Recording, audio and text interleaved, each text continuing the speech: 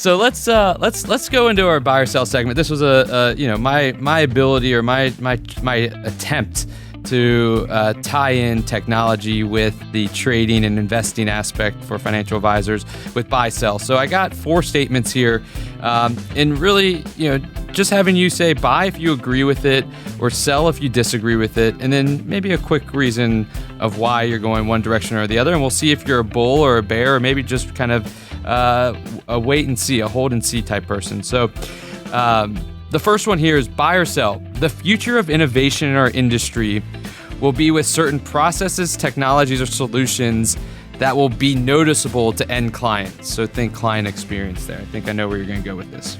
Buy. Absolutely. I'm a strong buy on that. I'm a big believer that is indeed the case, that these technology innovations will absolutely be noticeable to the end client.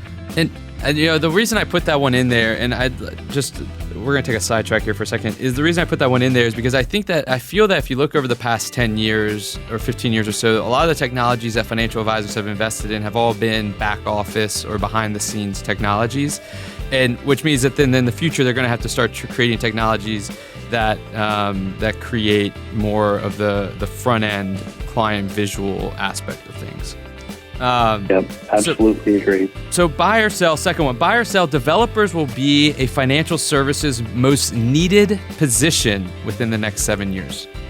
I would say sell on that. I think that financial services is going to be the beneficiary of, IT development that takes place, but I still believe that CFP,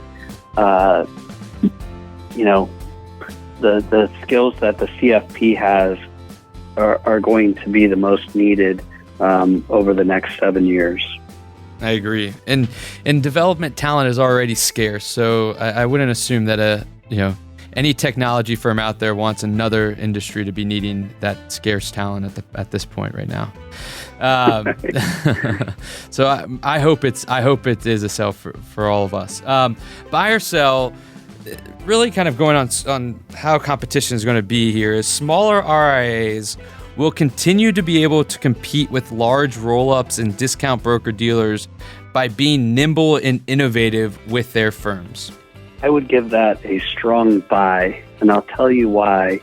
I believe that technology is the great equalizer, and the cost of doing business will continue to go down as we continue to see technology advance and drive the cost of doing business down. Yeah. Right now, I believe that the independents have equal or better technology available to them as compared to brokers that are affiliated with household brands. And as a result, I expect that trend to continue. That's that's uplifting news for I think anybody out there, because I think that some look at these bigger brands and say they can spend more money and adopt, and it's not a matter, and it goes back to something, and I think I know what the answer to this next buy or sell is going to be, but it goes back to something you said earlier, is just adopting technology or buying technology is not going to create the adoption and the change that is needed. And so the bigger firms have it's harder for them to be nimble and understand the processes and get the people on board than it is for a small RIA. And that's something that is, they can move quicker and then adopt the technology to have a greater impact to start competing there, which I think is a great thing for any RIA out there. All right, last one here, buy or sell.